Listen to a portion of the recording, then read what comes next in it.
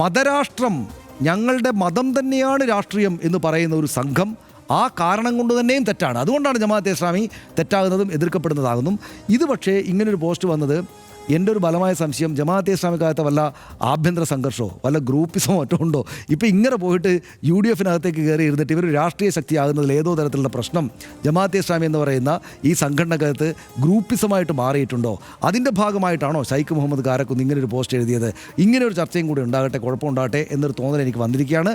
ഇതിനകത്ത് പക്ഷേ നമ്മളിപ്പോൾ ഞങ്ങളിതാ ഒരു മതരാഷ്ട്രവാദം സ്ഥാപിക്കും, ഇസ്ലാമിക് റിപ്പബ്ലിക് മഹത്തരമാണ്, പ്രവാചകൻ അങ്ങനെ ചെയ്തിരുന്നു, അത് തന്നെ ഞങ്ങൾ എല്ലായിടത്തും സ്ഥാപിക്കും എന്ന് അദ്ദേഹം പറയാത്തിടത്തോളം കാലം അത് അവരുടെ ഒരു സമ്പന്ന ഭൂതകാലത്തെക്കുറിച്ച്, അവരുടെ ഒരു സൗവർണ്ണ ഭൂതകാലത്തെ പറ്റി അവരുടെ ഒരു ആഗ്രഹചിന്ത, ഒരു ഇഷ്ടപ്രകടനം എന്നല്ലാതെ മറ്റൊന്നും കാണേണ്ടതില്ല എന്നാണ് എനിക്ക് തോന്നുന്നത്. പക്ഷേ സ്വാഭാവികമായിട്ട് ഇത് ചർച്ചയാവുകയും ചെയ്യും, രാഷ്ട്രീയ ചർച്ചയാവും.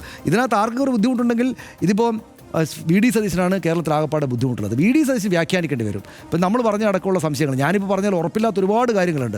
ഈ കാര്യങ്ങളെല്ലാം വിശദീകരിക്കേണ്ട ചുമതല VD സതീശന് മേൽ വന്നിരിക്കുന്നത് എന്തുകൊണ്ടാണെന്ന് വെച്ചാൽ VD സതീശൻ മാത്രമേ ഏതെങ്കിലും ഈ വിഷയത്തിൽ ഖണ്ഡിതമായിട്ടൊരു കാര്യം പറഞ്ഞിട്ടുള്ളൂ.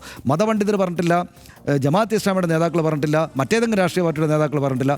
ഖണ്ഡിതമായിട്ട് ജമാഅത്തെ ഇസ്ലാമിക്ക് മതരാഷ്ട്രവാദമില്ല എന്ന സെൻറ്റൻസ് കൃത്യമായിട്ട് പറഞ്ഞ ഒരാൾ മാത്രമേ ഉള്ളൂ, അത് VD സതീശനാണ്. അദ്ദേഹത്തിനാണ് ബാക്കിയുള്ള ചുമതല മുഴുവനുള്ളത്. അദ്ദേഹം നാട്ടുകാരോട് പറയട്ടെ എന്താണ് ഇതൊക്കെ ശൈഖ് മുഹമ്മദ് കാരക്കുന്ന് പറഞ്ഞ എന്താണ് മദീനയിൽ ഉണ്ടായിരുന്ന ഭരണരാഷ്ട്രത്തിൻ്റെ ഒരു സ്വഭാവം, എന്താണ് ജമാഅത്തെ ഇസ്ലാമിലെ മറ്റ് നേതാക്കൾ ഞങ്ങൾക്ക് ഇപ്പോൾ വാദമില്ല എന്ന് പറയുന്നത്. ഇതൊക്കെ VD സതീശൻ വന്ന് ജനങ്ങളോട് വിശദീകരിക്കട്ടെ എന്ന് മാത്രമേ എനിക്ക് തോന്നുന്നുള്ളൂ.